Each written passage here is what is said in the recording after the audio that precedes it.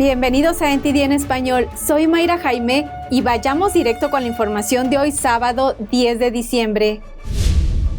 El exdirector ejecutivo de Parler dice que las acciones de Twitter reveladas en la entrega de documentos secretos de la plataforma podrían haber costado vidas, además de las implicaciones sobre candidatos políticos.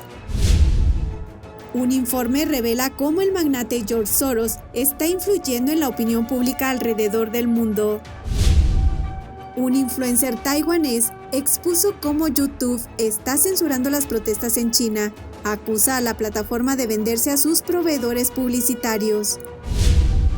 Un sobreviviente de la masacre de la plaza de Tiananmen en 1989 analiza y compara lo sucedido con las protestas que estallaron recientemente en China.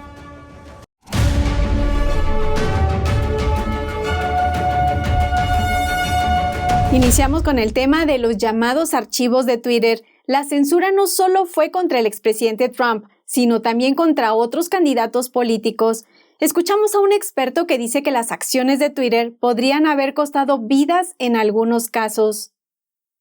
El jueves por la noche, la periodista Bari Weiss, con el apoyo del CEO de Twitter, Elon Musk, reveló cómo la plataforma empleó el llamado baneo en la sombra para reducir la visibilidad de los tweets de usuarios conservadores. Mark Meckler es el exdirector ejecutivo interino de la empresa de redes sociales Parler y presidente de la Convención de Acción de los Estados. Él dijo a NTD que cree que todos los conservadores experimentaron la censura de Twitter de una u otra. En la publicación de los archivos de Twitter el jueves, Weiss presentó evidencia de que, entre otras cosas, Twitter había censurado información médica relacionada con el virus del PSC. Meckler dice que esto tuvo graves consecuencias. Twitter es responsable de la muerte de muchas personas. Suprimieron mucha buena información médica, suprimieron la información sobre la hidroxicloroquina y sobre otros remedios que potencialmente podrían ayudar a las personas a sobrevivir a esta enfermedad. Y, como tal, digo que son responsables de muchas muertes. Esto que estamos viendo es algo muy malvado. Después de esta última ronda de tweets, un usuario preguntó, ¿alguno de los candidatos políticos, ya sea en los Estados Unidos o en otro lugar, estuvo sujeto al baneo en la sombra mientras se postulaba para un cargo o buscaba la reelección? A lo que Musk respondió sí. Entonces, ¿eso equivaldría a una interferencia electoral? Lo llamaría en realidad una contribución en especie no declarada a un candidato. Si se puede eliminar a un candidato de una esfera de diálogo, de un área pública, y eso realmente beneficia a un candidato de la oposición, creo que se podría argumentar que efectivamente es esencialmente una contribución al candidato de la oposición. Algunos usuarios ahora dicen que el ex CEO de Twitter, Jack Dorsey, mintió en un tuit de 2018 cuando la compañía fue acusada de baneo en la sombra para ciertas cuentas. En ese entonces, Dorsey tuiteó, «Nosotros no hacemos baneo en la sombra y ciertamente no hacemos baneo en la sombra en base a puntos de vista políticos». Mientras tanto, en otras noticias de Twitter, el jueves, 3 miembros del Consejo de Confianza y Seguridad de la compañía renunciaron, citando su desacuerdo con la definición de Musk sobre seguridad digital en la plataforma. Y 2 mujeres están demandando a Twitter porque, según ellas, Musk despidió a más mujeres que hombres durante los recientes despidos masivos, lo cual consideran discriminatorio. El multimillonario George Soros fue el mayor donante político en las pasadas elecciones intermedias. Gastó $129 millones en candidatos demócratas. Pero, ¿cuánto ha gastado en medios de comunicación alrededor del mundo? Un nuevo estudio lo analizó. La ONG Media Research Center publicó recientemente la primera parte de un estudio de 3 partes sobre la influencia de George Soros en los medios de comunicación mundiales. El estudio muestra que Soros ha utilizado sus organizaciones benéficas, incluidas la Open Society Foundations, para financiar al menos 253 organizaciones de medios de comunicación en todo el mundo. El fundador del Media Research Center, Brent Bozell, habló el lunes en Fox News sobre estos resultados. Donde quiera que busques, cuando buscas al Instituto Poynter, un gran verificador de datos, está financiado por George Soros. ¿Cuánta gente sabe que cuando entras a Google y buscas algo, inmediatamente te aparece Wikipedia financiada por George Soros? Entre las organizaciones de medios de comunicación se encuentran Project Syndicate, una editorial de comentarios que ha recibido más de $1.5 millones, la Red Internacional de Verificación de Datos del Poynter Institute, que ha recibido casi $500,000, y la National Public Radio, que ha recibido $600,000. Bozell dijo que cree que Soros es un hombre peligroso. Esto fue lo que dijo sobre el objetivo final de Soros. A George Soros le hicieron esa pregunta: ¿qué quieres? Y su respuesta me resulta escalofriante, me hiela hasta los huesos. Su respuesta fue: quiero cambiar el curso de la historia. Así de ambicioso es este hombre. El Media Research Center dice que publicará la segunda y tercera parte de su investigación más adelante. Detallarán exactamente cuánto dinero ha gastado Soros en las organizaciones mediáticas y qué medios corporativos recibieron dinero de Soros.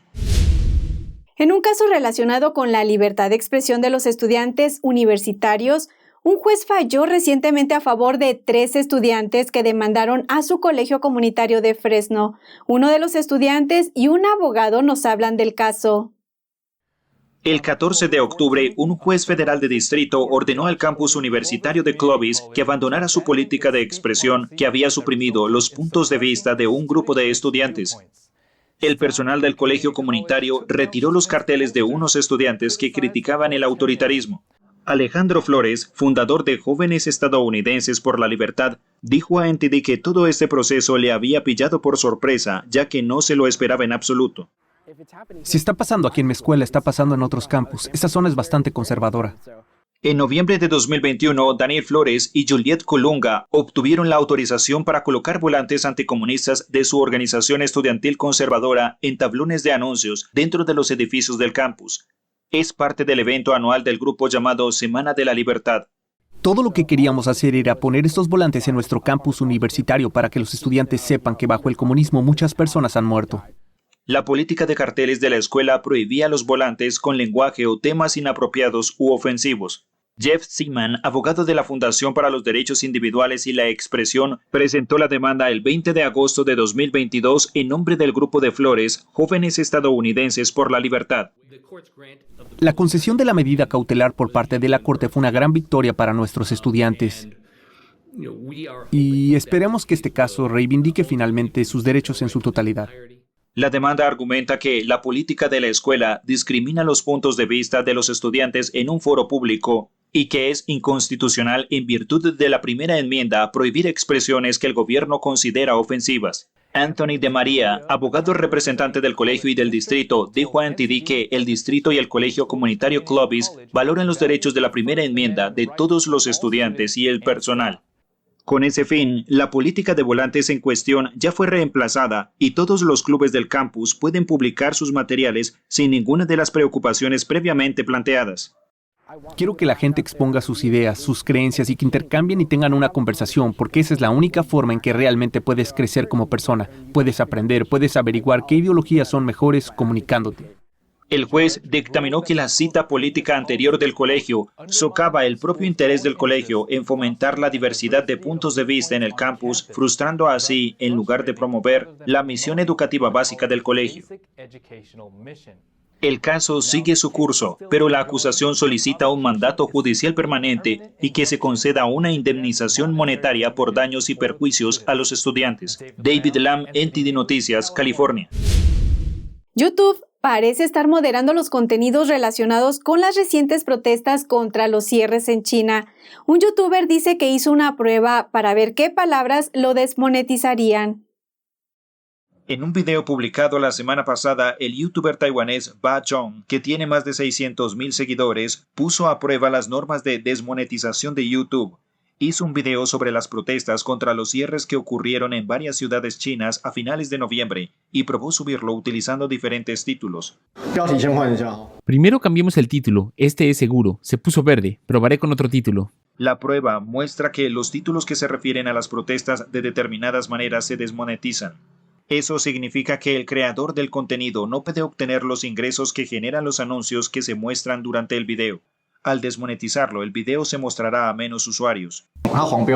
Estar desmonetizado restringe el número de personas que pueden ver el video. Entonces no tendría sentido que yo hiciera este video. Solo espero que la gente pueda verlo. El youtuber dice que probó con palabras como Emperador Xi, que se refiere al líder del régimen chino Xi Jinping, y el video quedó desmonetizado. Sustituyó la palabra por emperador a secas y salió bien. El problema parece estar en el término Emperador Xi. Cambiémoslo por emperador. No queremos un emperador. Estaría bien.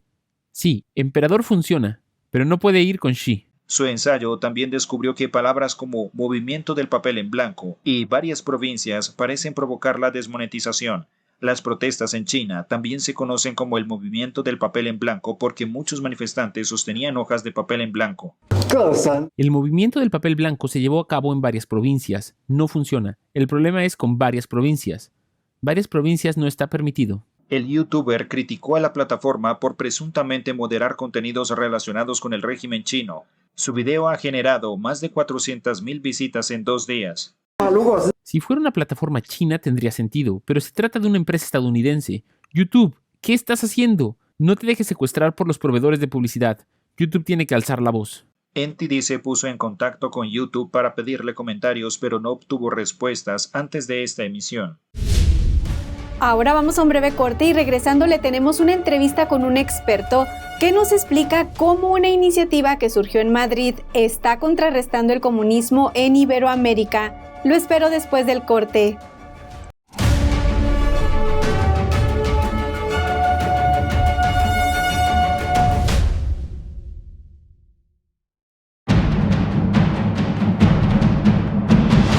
Un espectáculo realmente importante para cada uno de nosotros.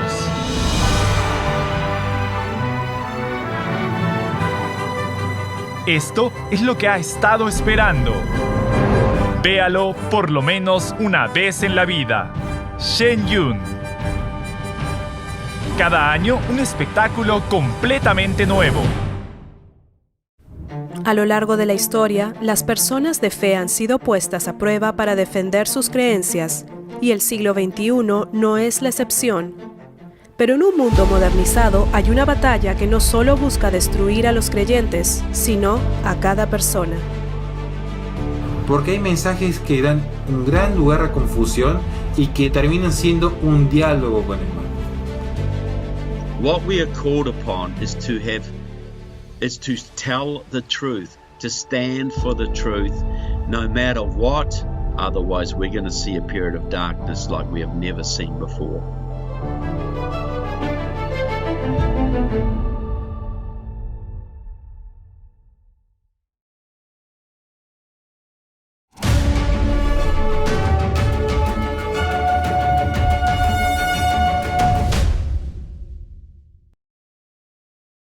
Durante la CIPAC México, los líderes conservadores de Latinoamérica compartieron sus iniciativas para hacer frente a los retos que representan los enemigos de la libertad a nivel local y regional. Veamos. Los líderes conservadores de Latinoamérica buscan emprender acciones para frenar la agenda izquierdista y hacer frente a los enemigos de la libertad en la región. Durante la primera edición de la CIPAC en México, NTD habló con Rodrigo Iván Cortés, secretario general de Political Network for Values, una red global de expertos y de políticos enfocados en la defensa y la promoción de la vida. Dijo que las amenazas que vive México actualmente no son distintas a las del resto de los países. Es impresionante porque la cuestión de tratar de imponer una cultura de la muerte que normalice como si fuese un derecho, el quitarle la vida a un ser humano en su etapa más vulnerable, es lo mismo que vemos a nivel regionales y de otros países. Segundo, vemos cómo se trata también de imponer una ideología de confusión de género. Y lo más terrible, la amputación de miembros sanos. No les cambian el sexo, nada más les arruinan la salud y les hacen un impacto terrible. Y tercero, vemos cómo se está afectando las libertades fundamentales. Y así como en otros continentes y países, vemos cómo se está afectando la libertad de expresión, de conciencia, de religión. No importa en qué situación está la cuestión de la vida en su país. Podemos ubicar que hay un espectro de acciones que se pueden hacer. Tenemos ese trabajo a favor de la vida, tenemos otro trabajo muy específico para lo que es la protección de la niñez con respecto a lo que es las redes de trata, todo lo que se puede hacer desde un país para combatir las redes de trata y también para lo que es la protección de la libertad religiosa. Por su parte, Mario Duarte, presidente de la Unión Conservadora de Guatemala, señaló que para lograr que el movimiento conservador siga avanzando en Centroamérica, primero hay que aceptar que se cometieron algunos errores. Primero es de que no hemos estado lo suficientemente unidos y creo que institucionalizando lo que somos verdaderamente los conservadores, no solo a nivel país, pero a nivel región, y construir alrededor de esa institucionalización de los conservadores el mensaje adecuado, verdaderamente identificar cuáles son nuestros valores, cuáles son nuestros mensajes conjuntos, y unificando las fuerzas es como vamos a lograr nosotros empezar a luchar por recobrar nuestros países y recobrar nuestras naciones que nos han robado los enemigos de la libertad, que son el socialismo, el comunismo, el globalismo y el progresismo. Duarte también enfatizó que otra falla es la falta de una agenda intergeneracional, algo que se puede heredar a las siguientes generaciones que crecieron con el ataque de la izquierda. Cristian Cortés, un psicólogo graduado con honores académicos, contó a NTD su historia tras dar un discurso de graduación pro vida y pro familia y sobre cómo casi pierde su título. Veamos. Bienvenido, Cristian Cortés, a NTD en español. Es un placer tenerte el día de hoy. El gusto es mío, el placer es mío. Cristian, tu caso fue muy sonado a nivel nacional porque la universidad en la que estudiaste en Ensenada trató de censurarte. ¿Podrías decirme cuáles fueron las razones por las que trataron de boletinarte en todas las escuelas de psicología? Sí, la razón fue que yo en mi acto académico, al obtener el promedio más alto de toda mi generación, di las palabras o el discurso de despedida en ese acto académico. Mi discurso fue totalmente pro vida y pro familia y en pro de la libertad que tenemos como estudiantes y como ciudadanos. Al parecer un conjunto de maestros se sintieron ofendidos por lo que yo expresé en mi discurso y suscitó en diversas situaciones adversas a mi familia y en lo personal, donde querían o emitieron hasta marchas en contra mía en la universidad para que se me retirara mi título, mi cédula profesional, se me retirara mi mérito escolar que me había obtenido como el alumno más destacado en mi generación y que se procediera en todos los comités de éticas y en las academias de psicología para que yo no pudiera ejercer mi profesión. Tengo entendido que Abogados Cristianos aquí en México llevó tu caso. ¿Cuál fue el resultado de esta acción judicial que presentaron? Sí, el abogado que llevó mi caso fue el licenciado Carlos Ramírez. Obtuvimos la victoria, se me fue entregado mi título, mi cédula profesional está en vías, es un proceso administrativo que se tiene que ver con la Secretaría de Servicio Profesional en México, pero eso ya está, es cuestión de tiempo y no se retiró mi mérito escolar. Mis documentos ya los tengo oficialmente, no tuve ningún impedimento para obtenerlos y obtuvimos la victoria, ¿no? ¿Cómo crees que te haya afectado toda esta experiencia que viviste de la universidad tratando de silenciarte? ¿Todavía hay alguna repercusión en tu vida personal sobre esto? Al principio fue algo complicado porque se volcó institucionalmente la universidad en mi contra. Hubo un documento que firmaron 53 de 55 maestros de la Academia de Psicología de mi facultad, diciéndome que se me retirara mi título y todo lo que comenté anteriormente. Fue una persecución por redes sociales, amenazas de muerte, situaciones adversas, ¿no? Pero gracias a Dios pasó el tiempo, fuimos ganando, la sociedad civil se volcó brutalmente hacia mi favor, la libertad, me sentía cobijado, el mundo católico y el mundo cristiano me respaldó totalmente y obtuvimos la victoria tanto en lo civil como en lo mediático, se podría decir. Muchísimas gracias, Cristian, por hablar con NTD en español sobre tu caso. Es un honor tenerte el día de hoy. El gusto es mío, el honor es mío. Muchas gracias. Gracias. Con la elección de Lula da Silva como presidente de Brasil, la izquierda domina el mapa geopolítico en Latinoamérica. Conversamos con un experto que nos explica cómo una iniciativa que surgió en Madrid está contrarrestando el comunismo en Iberoamérica. Juan Ángel Soto dijo que la Carta de Madrid, una iniciativa impulsada por el Foro de Madrid, busca rechazar completamente al comunismo en los países de Iberoamérica. La iniciativa que tenemos nosotros para contrarrestar el Foro de Sao Paulo, ahora con ese proceso de rebranding, ¿no? O refundación, si queremos llamar, en el Grupo de Puebla, es el Foro Madrid. Foro Madrid con su documento fundacional, la Carta de Madrid, que es precisamente ese non plus ultra, ese rechazo en plano a ese comunismo, a ese narcocomunismo de corte especialmente iberoamericana, y es un pacto, puedo decir de mínimos, pero que realmente no son tan mínimos, porque vemos que el narcocomunismo precisamente es la pandemia que más asola a los hispanohablantes en todo el mundo. Es decir, 400 millones de 550 millones aproximadamente que hay de hispanohablantes sufren en mayor o menor medida, porque hay una gradación, ¿no? Ese socialismo, ese comunismo, ese marxismo, que están financiados además con dinero de sangre.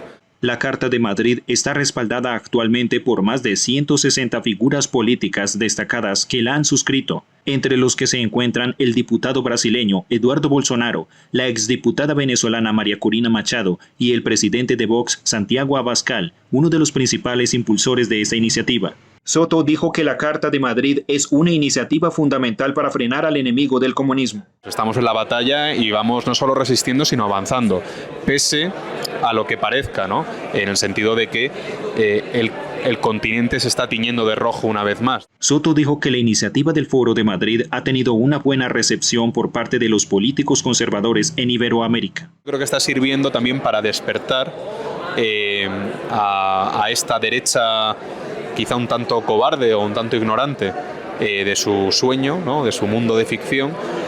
Y por otro también, pues animar a que ese conservador genuino pues dé un paso al frente y se vea arropado por una comunidad de personas y en este caso de formaciones políticas que va a una contra un enemigo común.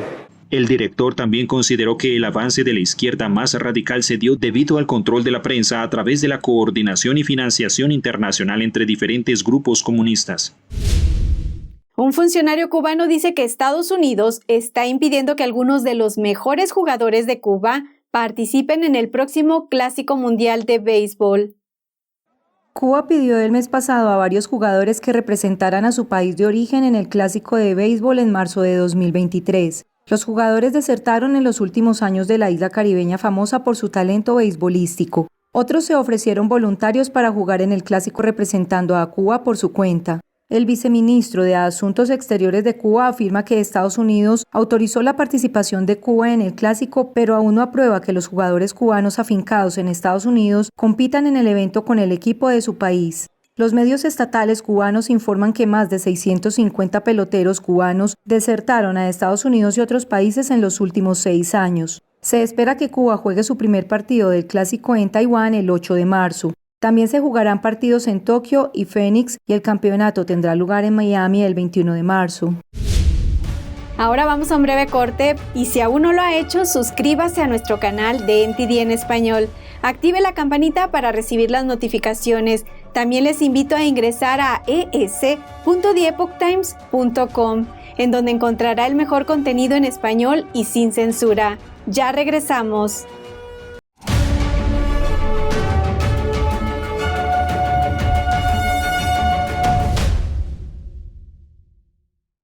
Saludos desde En Primera Plana de NTD, el lugar donde buscamos respuesta a tus preguntas, donde tocamos los temas que importan, que impactan nuestras vidas y no solo vamos a tocar la superficie. Nuestra misión es que tú entiendas profundamente lo que está ocurriendo en nuestras comunidades. Estamos aquí para que no te pierdas lo importante. Míranos en YouTube y en Epoch TV de The Epoch Times en español de lunes a sábado a las 10:30 de la noche, hora del este. Te esperamos. Hasta pronto. Creo que informarse de verdad es más que solo conocer los hechos, es investigar, es buscar la verdad para ser libre. ¿Quieres saber más? ¿Quieres llegar a la fuente? Venga con nosotros al Descubierto, un programa donde no solo compartimos las noticias, sino que también vemos los hechos desde diferentes ángulos y de manera imparcial. Suscríbase gratuitamente a nuestro canal Al Descubierto y usted podrá tomar una decisión informada. Lo esperamos de lunes a viernes en YouTube y en Epoch TV, 19:30 hora del este.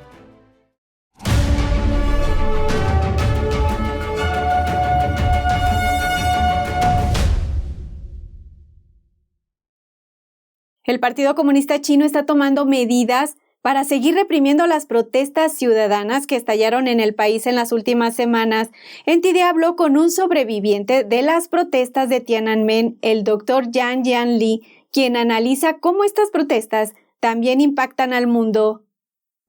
Bienvenido a NTD Noticias, Dr. Yang Yan Li. Es un honor conversar con usted el día de hoy. Gracias por recibirme.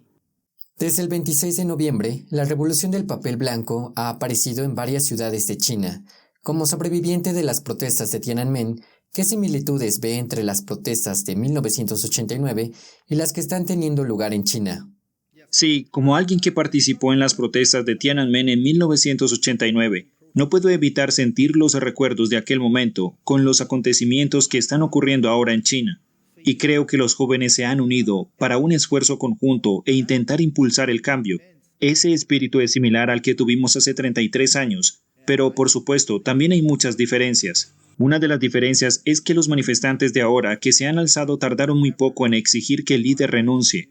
Durante nuestra protesta en 1989 no llegamos tan lejos. Y otra diferencia que veo en estas nuevas protestas es que están utilizando la tecnología que no existía hace 30 años, lo cual es muy importante para el movimiento.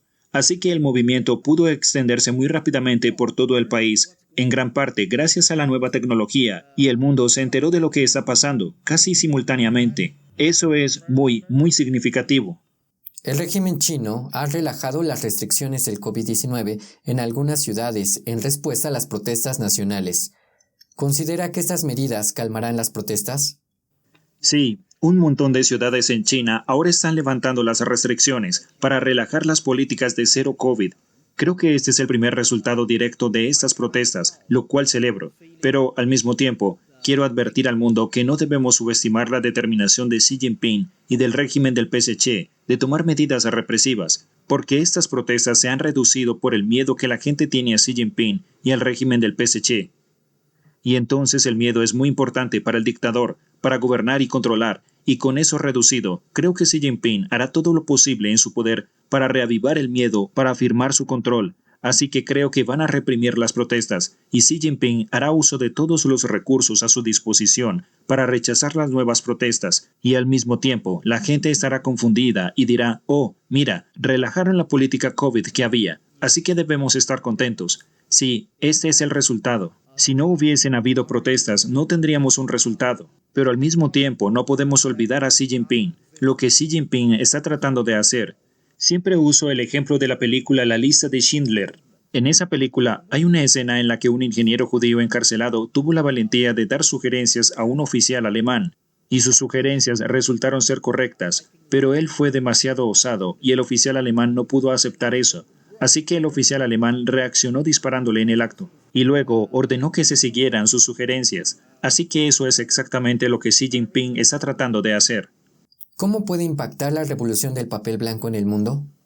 Sí, es una muy buena pregunta. Sabemos que estas protestas comenzaron expresando la rabia por las draconianas políticas de cero COVID, pero las manifestaciones evolucionaron rápidamente hasta convertirse en expresiones de descontento y demandas por políticas a nivel nacional. La fuerza con la que los jóvenes manifestantes presionaron con sus demandas podría haber sorprendido a muchos en Occidente, a muchos fuera de China. En los últimos años, mucha gente se ha creído la propaganda del PSC, creyendo erróneamente que el pueblo chino apoya a Xi Jinping y al régimen del PSC. La realidad es que el pueblo chino no está satisfecho con Xi Jinping, no apoya al gobierno y no ha renunciado a su búsqueda de libertad y democracia. El hecho revelado por esos manifestantes es muy importante para el mundo. Y el ex líder Jiang Zemin murió hace unos días. ¿Cuál es su opinión sobre esta muerte y qué significa para China? Sí, Jiang Zemin fue el mayor beneficiario de la masacre de la plaza de Tiananmen. Sin la masacre no hubiese sido posible que se convirtiera en el líder de China. Él se benefició en gran medida de esa atrocidad, y durante su régimen tuvo un muy mal historial de derechos humanos, y en especial lanzó una campaña contra los practicantes de Falun Gong, que implicó graves violaciones de los derechos humanos, y su muerte no es nada para celebrar, no es nada para lamentar. En la política actual, Jiang Zemin no es muy importante. Su muerte no afectará a la política actual, no afectará las ideas y políticas de Xi Jinping, pero en cualquier caso, su muerte nos recuerda que los gobernantes de China, cada uno de ellos en diferentes periodos, ha perpetrado graves violaciones de los derechos humanos que no debemos olvidar. y debemos mantener un registro para el futuro cuando tengamos una justicia transicional. Esta evidencia, este registro histórico, jugará un papel muy importante en el futuro. Gracias por acompañarnos el día de hoy, Dr. Jianyan Li. Gracias. Y quienes están mostrando 100% su apoyo a los manifestantes chinos son el grupo de hackers Anonymous. Julián Bertone nos trae más detalles sobre el hackeo al sitio web oficial del PSC. Un conocido grupo de hackers mostró su apoyo a los manifestantes chinos. En un tuit de la semana pasada, el grupo mundial de hackers Anonymous anunció que pirateó el sitio web oficial del Partido Comunista Chino y publicó una lista de agentes de policía. Veamos los detalles. Por lo general, Anonymous ataca a los regímenes que violan los derechos humanos. Lo que enfureció esta vez es la represión de Beijing contra los manifestantes en China. A raíz de la llamada revolución del papel en blanco de China, Anonymous ofreció consejos sobre cómo los manifestantes pueden evitar ser detectados en Internet. Los hackers también se enfrentaron al régimen chino diciendo que no puede pararlos y que debería esperar esto antes de usar su poder contra ciudadanos que quieren democracia y libertad. Y a continuación, Anonymous enumera 5 exigencias para China: levantar todas las pruebas obligatorias y la cuarentena, libertad de expresión, liberar a los manifestantes, fronteras abiertas y abolir los mandatos vitalicios de los dirigentes del PSC. El grupo también publicó una lista de oficiales de policía de alto rango, incluida la identidad del director de la Oficina de Seguridad Nacional de Shanghái. Anonymous dice que apoya al 100% a los manifestantes chinos y que estará con ellos hasta el final. La directora financiera de Huawei vuelve a estar en el punto de mira. Fiscales estadounidenses pidieron a un juez que desestime los cargos de fraude bancario y otros cargos contra Meng Wanzhou. Meng es la directora financiera del gigante chino de las telecomunicaciones Huawei Technologies. Fue detenida por las autoridades canadienses en 2018 a petición de Estados Unidos. La fiscal de Brooklyn, Caroline Pokorny, escribió una carta a la jueza de distrito de Estados Unidos, Ann Donnelly, solicitando la desestimación de los cargos. La medida era de esperarse. Ocurre después de que Meng llegara a un acuerdo con los fiscales el año pasado. En virtud del mismo, los cargos contra ella serían desestimados el 1 de diciembre de 2022, 4 años después desde la fecha de su detención. También, como parte del acuerdo, reconoció que había hecho declaraciones falsas sobre los negocios de Huawei en Irán en 2013, con el objetivo de obtener servicios del banco global HSBC, en violación de las sanciones estadounidenses. Huawei todavía se enfrenta a cargos en el caso, con sede en Brooklyn, Nueva York. Entre ellos, fraude bancario, violación de sanciones, conspiración para robar secretos comerciales y obstrucción a la justicia, a todo lo cual Huawei se declaró inocente. La empresa está en una lista negra comercial de Estados Unidos. Washington la considera una amenaza para la seguridad nacional y cree que el régimen chino puede utilizar sus equipos para el espionaje. Recientemente, la Comisión Federal de Comunicaciones adoptó normas que prohíben los nuevos equipos de telecomunicaciones de Huawei. Aún no se fijó una fecha para el juicio contra la compañía. El 7 de febrero se celebrará una conferencia sobre el estado de la causa. Y esto es todo por hoy. Gracias por acompañarnos. Que tengan un excelente fin de semana y nos vemos el lunes.